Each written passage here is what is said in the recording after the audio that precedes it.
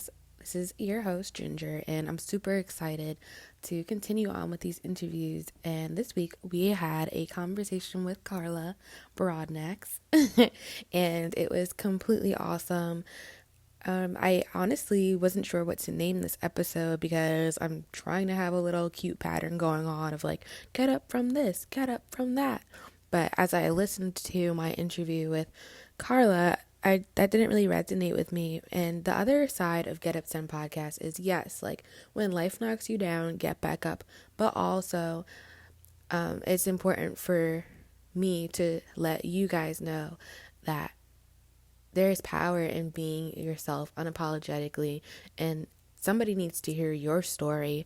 And so I felt like Carla's interview more so embodied the latter part of your story has power and people need to hear your story rather than get up from blah blah blah, because I mean we've all been knocked down in life, but I really felt that Carla's confidence comes from her story. And so that's what I really want you guys to get from this episode. I mean, she says so many good things, but as I re-listen, that's really what stuck with me. So I hope you guys get so much out of this interview. And I kind of did a little bit of a intro in the beginning of the actual interview, but just in case you want to know a little more, Carla Broadnax is a lifelong resident of America's heartland, Kansas City, Missouri, but she was born and raised in LA. She was born, or raised, I should say, she was raised in a single parent home as the oldest out of five, y'all. In 1997, she moved to Missouri where she continued her education, earned her bachelor's degree in criminal law, and is currently working towards her master's in education. She is a wife of 20 years and a mom of three, and she believes in community empowerment through self-determination and education for a better mental life. And that definitely shows in her interview as she talks about the power of exposure and the people that you hang around, and just having that determination to know that there's better out there and that you deserve it. So without any more delay, here's my interview. Hey everyone, welcome to another episode of Get Up 10. I'm super excited because I'm interviewing my sister Carla Broadnax today. Just a little bit about her. She is the owner and founder of Conversations with Carla. And part of her bio reads that we all have a story and experience. We all have a story and experience life challenges, and Conversations with Carla teaches you to use your story and your challenges to catapult you to the next level. And I am super excited for this interview because when I think of Carla, I think of this awesome woman who is a wife, a mother, and a teacher. But after reading up on her bio, which I'll be sharing at the beginning of this episode, we're recording first, but I've learned that there's so much more to this woman. So welcome, Carla. Thank you. Thank you for having me, Ginger. Of course. So I don't know if I told you or not. I don't think I did. But background, I named my podcast after Cardi B, which now that I say that, I'm like, anyways. It's all good. The podcast is named after the song Get Up 10 by Cardi B, because in that song, she says, knock me down 9 times and I get up 10. And that whole message of just being resilient and getting back up after life knocks you down just really resonated with me. So that is what this is all about. That being said, how has life knocked you down? Oh, wow. Well, first of all, thank you for the intro. And I did not know that was the meaning of your show. And I am so ecstatic that I'm on the right show because, for one, that's one of my favorite workout songs. And I, too, believe in everything that, life is going to definitely knock you down. But as long as you're getting back up, oh, my gosh, life is it's so much more enjoyable when you fall.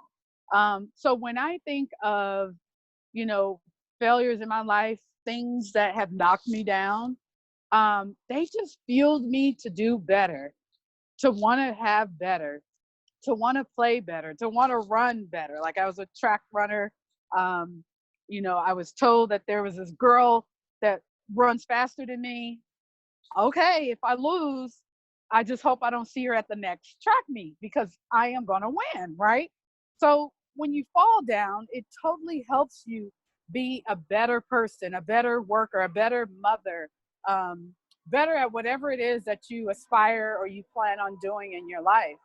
Um, Life has knocked me down, but I totally look at those as blessings. People think I'm crazy when I say it, but I just know that if I fall on this one, if I fail on this, that when my comeback is going to be something vicious and you're not going to be able to hold me back. So I've had my trials of falling down. I don't know if you want to go into any of those stories, but I I definitely have had them, and I just learned to get right back up. I get We fueled for them. Yes, we definitely do want to go into some of your stories because that is another reason why I started this podcast, because I believe that all of our stories have power. So yes, whether you want to talk Yes. about one particular instance or you want to talk about a couple, like whatever you feel led to, just go ahead. Sure. So, one of the stories, growing up from Los Angeles, so I'm a Cali girl through and through.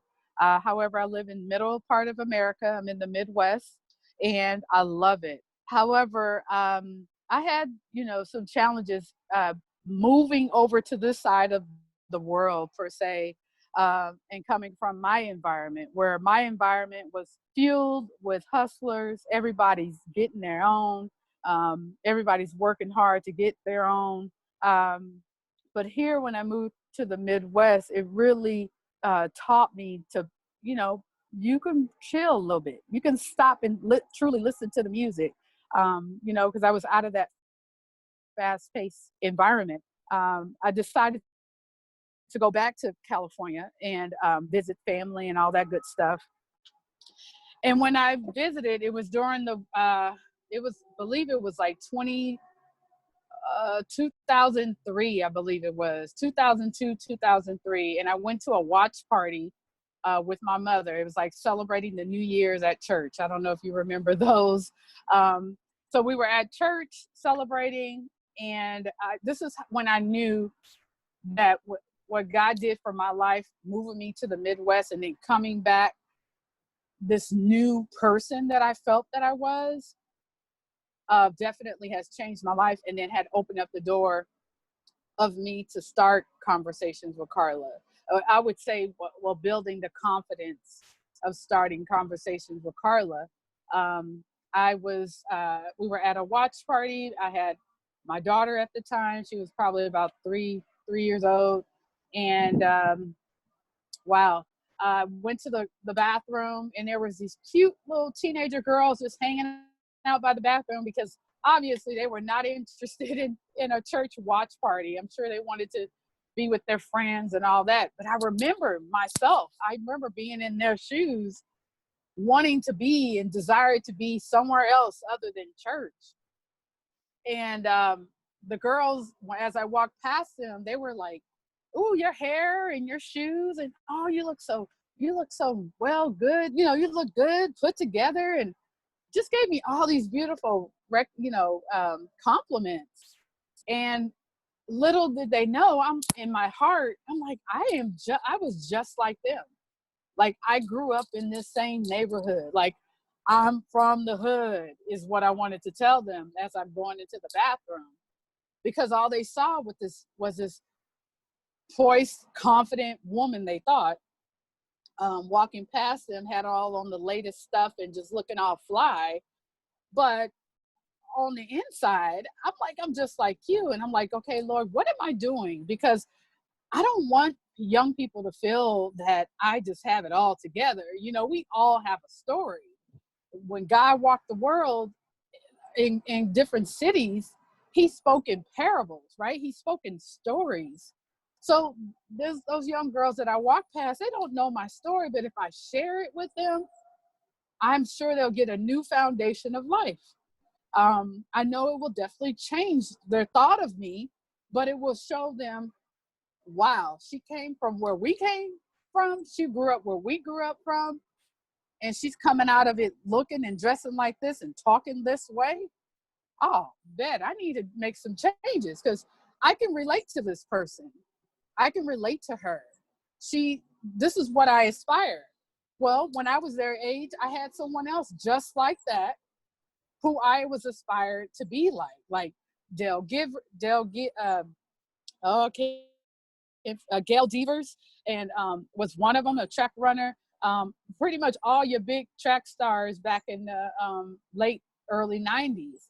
I looked up to them, and they too, Jackie Joyner Kersey, they too had humbling stories, and I looked up to their stories because I knew I wanted to be better as a runner, and then also to have a better life as well.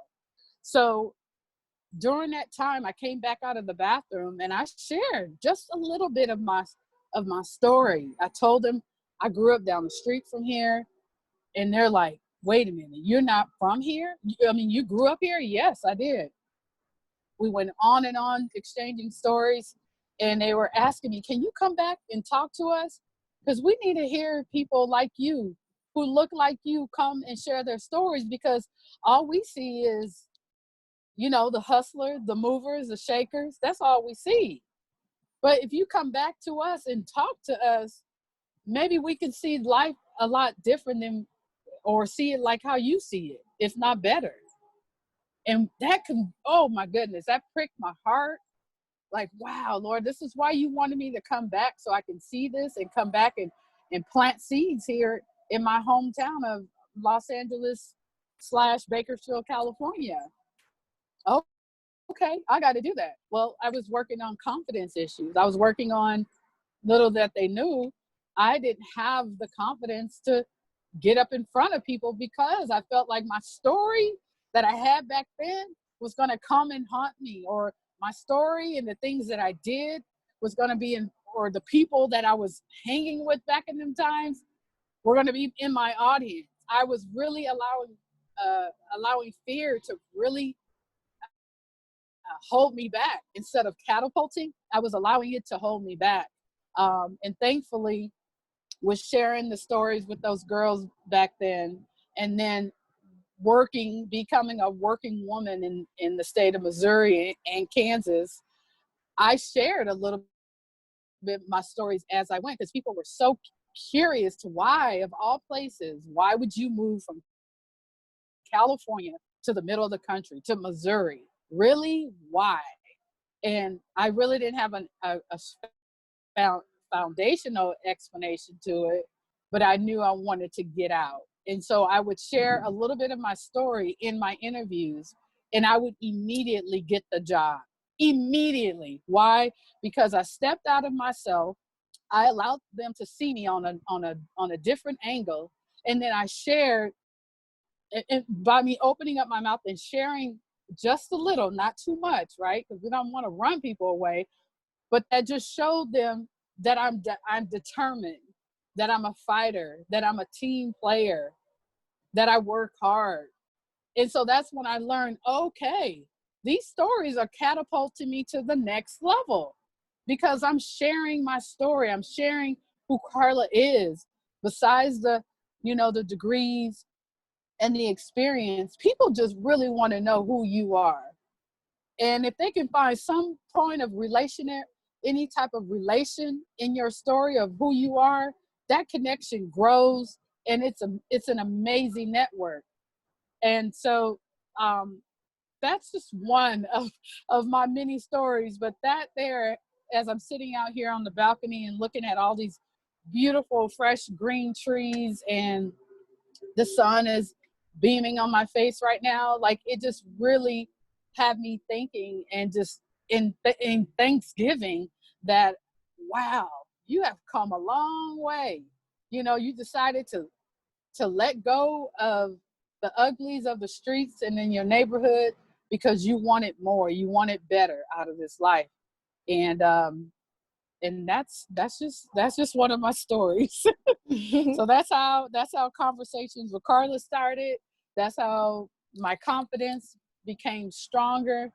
My might became tighter. The words that I choose were confident. When I shared my story, I don't feel ashamed, and I lived my life unapologetically. I like who I am now. Back then, I was still learning and still trying to find, because these stories are amazing stories and things that I've been through. And I know other people can either learn from them or grow from them, or again, find that relationship part and see it, maybe use me as a somebody as a focal point in knowing that whatever darkness that they're in, they're reminded that, hey, Carla went through this same thing. And if she went through it, I know I can catapult from this. I know I can share my story because I got to help somebody else out. That's what life is truly to me is all about, is sharing the stories. It's not our job to keep them locked in. What's the fun in that, right? I want to see people be blessed and life change, life's change, and look at the world and life a lot different than what I used to, or how they used to look at it. So stories for his glory. Amen. Absolutely. Mm-hmm. And I think I'm actually going to go a little bit out of order. And Sure. because you touched on like becoming this woman that you're proud of and becoming more confident and liking who you are now. And Mm-hmm. part of the other reason that I named my podcast after Cardi B is because I feel like she got to where she is as far as her Mm-hmm. career and everything, because what I really admire about how she did it is that she was always authentic and always herself, and Mm-hmm. definitely has no filter. And I think there's something to be, I don't know what the word is, I want to say commended, I guess. There's something Mm-hmm. commendable about that. And you kind of Right. touched on that as well. And so what does it look like to you to be your authentic self and live with no filter and just kind of be who you are? Right. Right. Oh my goodness. It feels so good. It feels so good to not have this mindset of, oh, I gotta, I'm gonna speak respectfully, right? And if I filter, it's maybe because there's a child around and I may want to use a different choice of word, right? But other than that, it feels so good to just be, like, just to be, like, not feeling like my past, because that would that was the issue, is that I was allowing my past to get in front of me, all the ugly, all the things I've done, the things I've been through. Like, I know I turned down many jobs that I know I could have done, but I turned them down because I know that fear of my past, or not being confident in self, and I can't be myself kind of mentality blocked me from it. I know it did. But I hung around with people, very wealthy, rich people who lived their life unfiltered and unapologetic. And they would be like, I don't want that, and I'm not paying for that. And they will walk off, per se. And I'm like, man, I want that, because old Carla would be like, oh, okay, let's work it out. Let me, oh, you only want to pay me this amount? Okay, really quick to settle. No, my friends will tell me. And so when I started changing the type of friends I was hanging out with, because I was hanging out, and I still have these type of people in my life, praise God, but they still, to this day, still have the attitude of getting what you want when you want it. And so I couldn't find that in Carla, because, for one, Carla could not have everything she wanted. She grew up from the hood. She, single parent, oldest of 5 kids, dropped out of university, going to a D1 university. And I truly hustled my way to Missouri on my own. That's a separate story by itself. But I wanted what they had. I wanted that drive that my rich friends that I had, even in college. I hung around with them because their mindset was so different than my normalcy back home. So their mindset was, I'm gonna get now. My mindset was, I don't know, looking at my pockets, we're poor, we ain't got. And I wanted to change that. I wanted to change that trajectory, because look, life is all about your mindset. If I set my mind to something, if I tell myself, Carla, Sine, Ogletree, Broadnax, yes, I gave my whole government name, but if I say, look, you are the queen of the state of Missouri, I am going to be the queen of the state of Missouri. Because, for one, my walk is going to change. My chest is probably going to pump out a little bit. I'm smiling. You tell your mind that, your mind is going to believe it. And so I couldn't believe like they could like that. I couldn't. I'm like, man, we don't have money like you guys do. We can't get those things. No, my mother's not going to pay for that. You're not? She's not? Well, get it yourself. Really? Like, I can hustle and get this myself? Yeah, you have talents of your own. Like, we were entrepreneuring before entrepreneuring was a thing. The hustle was strong what I learned from these new friends that I had in my life. Because in the streets, it was either pushing weight, which is drugs, or going to prison. Those are the two options. Or, getting out there and selling yourself, selling your body. And I knew I didn't want to do neither of those things. But I knew that there was so much more to life. Why? Not only was it the friends I hung around with, but shoot, I was watching Lifestyles of the Rich and Famous. Oh, when I start watching that, I was like, oh, there is more life. I just don't see it yet. And if I want it, I got to change my mindset. I got to change my thinking. I tell you, I changed my thinking so strong that my friends knew that my husband, because I was always saying, I'm going to have a husband and I'm going to be on the red carpet. That was my thing. Oh, Carla's going to marry rich and she's going to be on the red carpet. Watch, she's going to be on the red. I mean, they said it so many times, and I believed it. And I believed it. And I did. I truly believed it. Now, my husband, he's not from the, he's not an actor, but he's definitely red carpet material. So I got exactly what I asked for, all just by changing my mindset. The way I'm looking at life back then was so wrong. It was all backwards. A lot of people now I know don't look at their pockets. They don't look at the circumstances. They're already preparing for 2021. We don't have time right now. We're going to plant seed right now. Our harvest in 2021 is going to be amazing, is their mindset. So that and changing my friends, changing the mindset, hanging out with the right people, that helped catapult not only the storytelling and sharing my stories, but it also catapulted the confidence. It catapulted the ambition. It catapulted dedication. Like all these things that I've always had fester in me growing up as a child, I've always had it. Because my name Carla means strong. So I've always had it. I just didn't know how to use it. I didn't know how. Like, okay, I'm determined. Okay, I have ambition. That's who I am. But as you become an adult, you feel like you gotta shun away from some of those. I like to call it like when you wake up in the morning on Christmas morning, and you know that Santa brought you gifts under the tree. That feeling. I'm just talking about just that feeling when you wake up and you're like, uh-oh, this is it. The toys, the gifts are all under the tree. Oh my goodness, I can't wait. That feeling is the feeling that I have in this life that I'm living right now every day. Every day. Because I don't know when it will be my last, but I'm so thankful that I'm able to share abruptly at times my uglies, because my uglies are going to help you do better. My uglies is going to help you see life a lot different than how I see it. And again, if I don't live my life unapologetically, then I'm not doing the service of what God has me on this earth to do.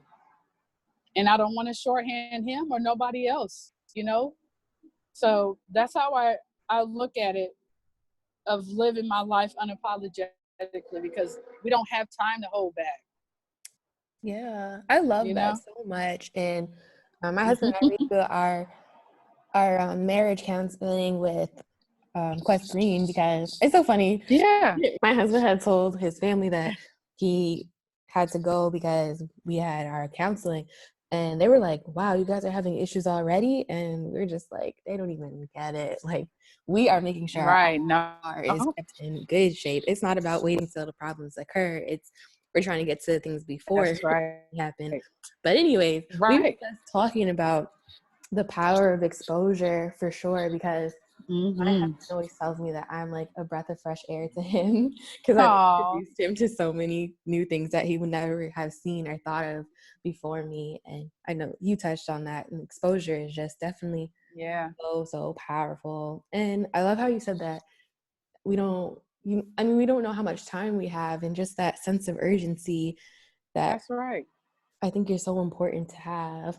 Yeah, because think about it. Like, I know, we all have an expiration. We just don't know. It's the unknown, right? But how I look at it when it's time for, God to, hey, Carla, this is it. I want my funeral to be so packed with everybody standing up to give a talk, a 3-minute talk. You got to get up there and talk. I want that line to be wrapped around the church or wherever the service will be. That's why I live. That's the purpose. That's the legacy I want to leave. Is that not only Carla was a dynamic worker, but she changed my life. She shared this one little story about her life and it blew my mind. Like, that means so much to me. Like I tell my students, when you all become successful and you guys think about Miss B, if you forgot about her, it's all good. But I want you to remember me. So if any of you all are going to be interviewed on the 30 for 30 ESPN stories as a football player, basketball, whatever sport that you decide to get into, I want you to talk about Miss B. I want you to tell them about how the motivating talks that I would give you on the start of your day, the quotes that I give you daily, the high fives, the fist bumps, the times where it was tough at home and I shared some good talks with you, or bringing your favorite candy. And they're like, Miss B, you don't want a new house or a car? Nope. I said, because that DVD or that whatever they might be telecasting things on back, when time passes, it's going to be around forever. It's going to be around forever. So the house, if you buy me a house, it won't last that long. I don't know. It may. The car, it'll lose its value. But your words will permeate. It will permeate the world. So please talk about me in your interviews. Talk about me in one of your books if you're writing a book. So that's how I live this life, is leaving a legacy of communicating, of how important it is, and not to be ashamed of your past and your stories. Yes. So And I yeah, I love have to piggyback on that. because Oh gosh. it's like you just won't have that same impact if you're not yourself, and if you just crawl back into your hole, into your Yeah. shell, like that's not going to happen. And you No. get that true impact and that legacy when you are authentically yourself. Yes. Be yourself.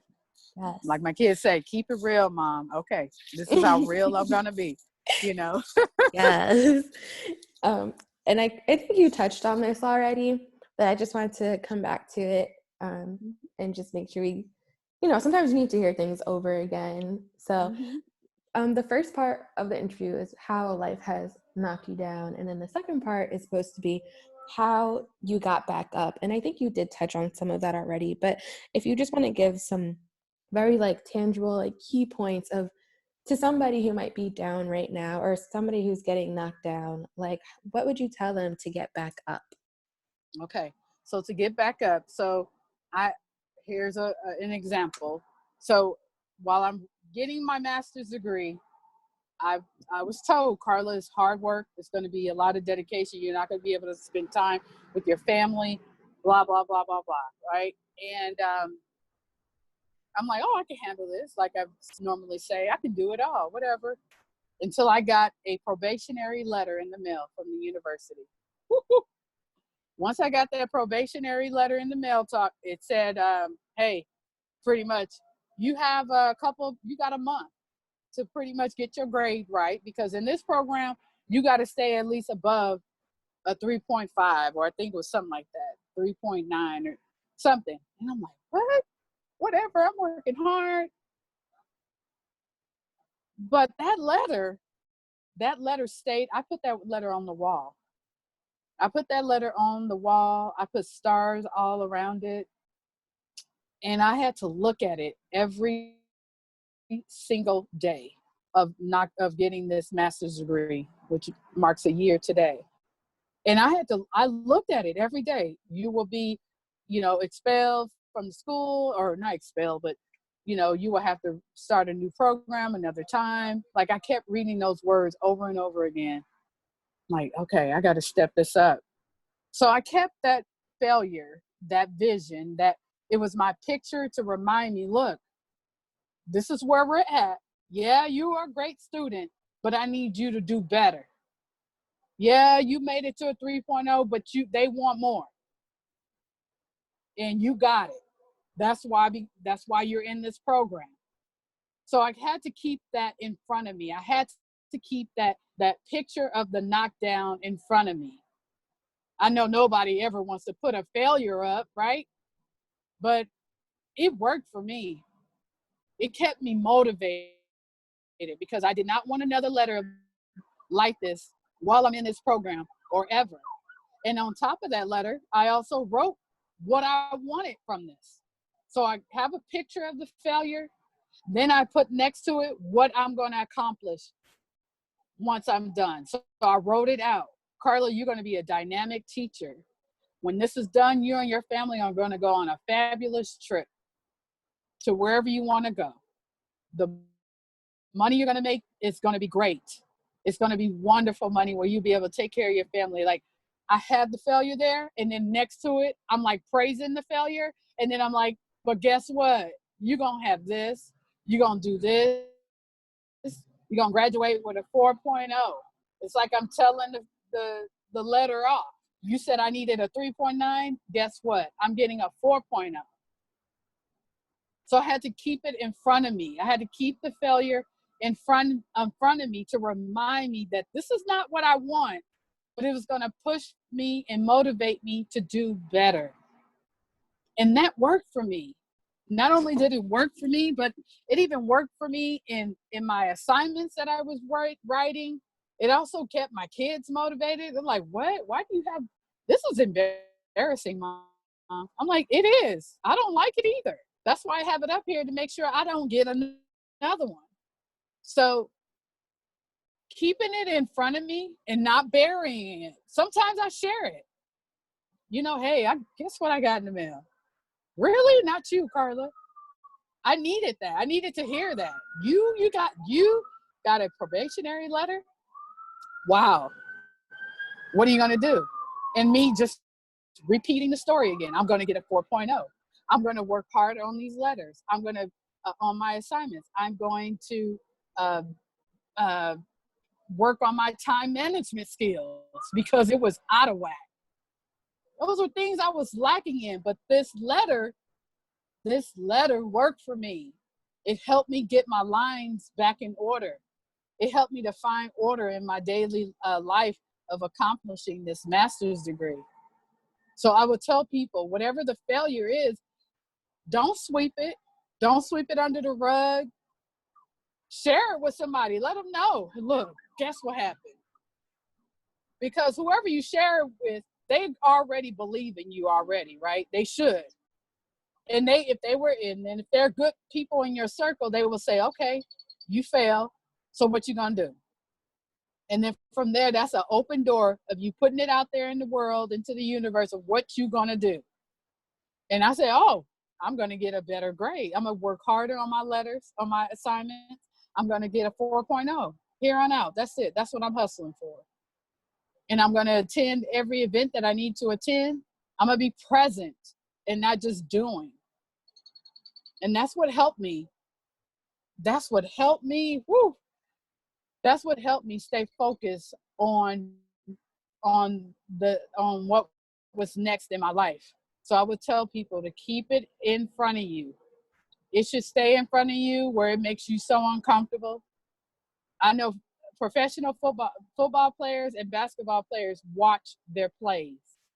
They watch them and they watch them and they watch them. So they know not to do it in the next game. Same thing.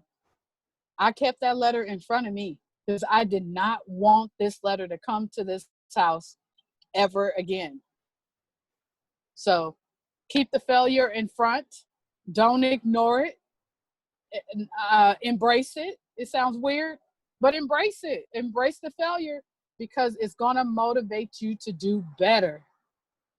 To me, it's proven. Football players, all your athletes, all your competitors, they do it. They look at all their failures constantly because we all want to do better. We all want to get better. So don't run from the fail. Embrace it. I love that because there is definitely, it's not like there's going to be somebody who hears this and is like, well, I don't have any failures. No, like right. we all do. And then right. I love just what you said about like taking that and asking yourself like, okay, so where do I want to be? Where's like, this is not the end. So where are we going? And I think to a degree you can do that for yourself, but then also if you want to like step it up a notch, it's like you said, getting that exposure, because by yourself you could only see, our sight is limited, but then when you get some exposure, it's like, oh, wait a minute, so I could do X, Y, and Z too. Right. Yes, I love it. Well, that is the more serious part of our interview. And I definitely feel like there is so much value in it. So thank you. And now I want to finish off with a few fun questions. Sure. So what song do you have on repeat right now?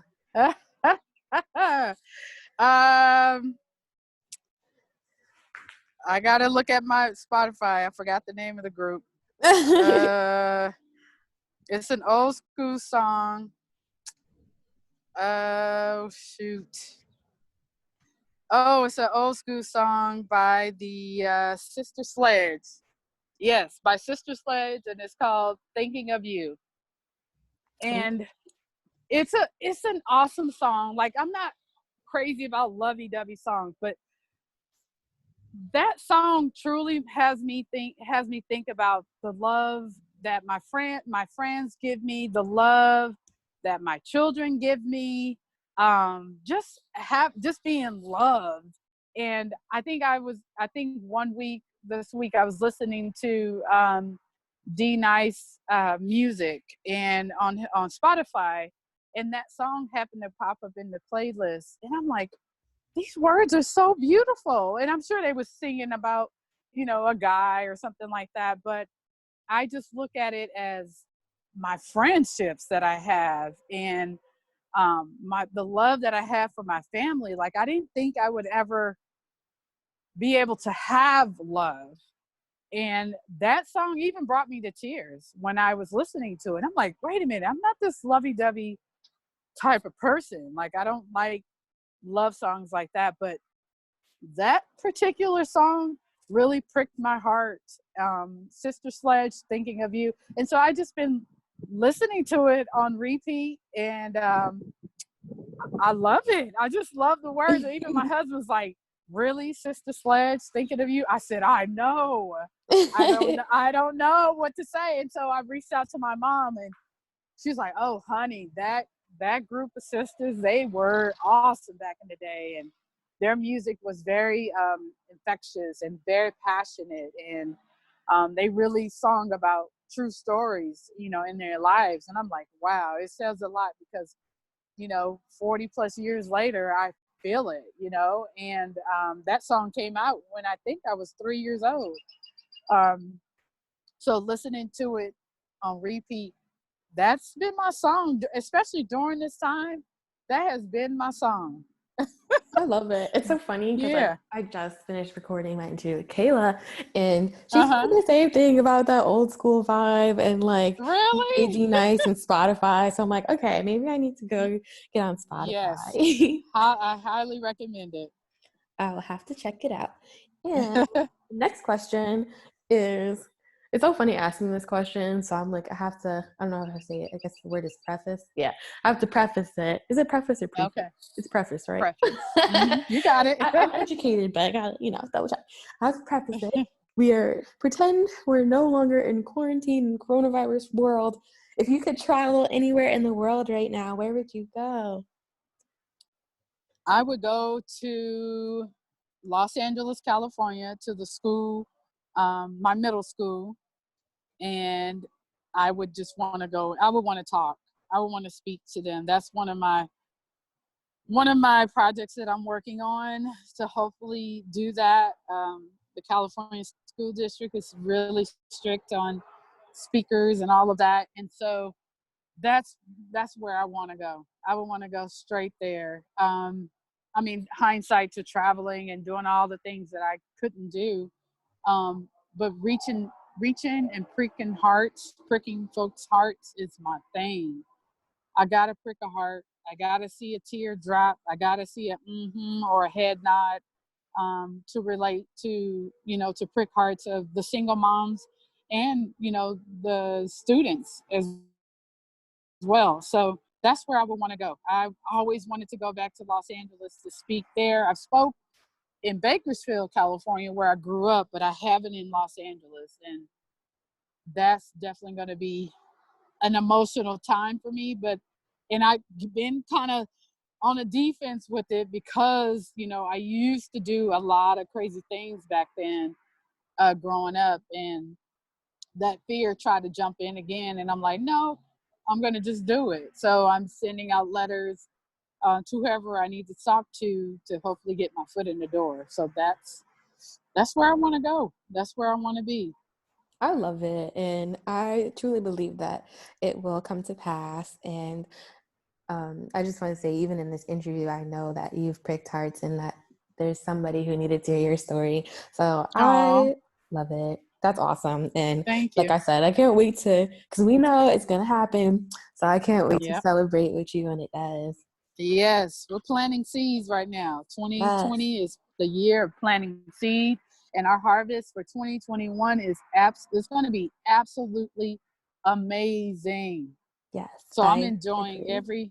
every bit of this time, every bit of Amen. I completely agree. it. And lastly, um, Yeah. I would just like for you to recommend a book for us.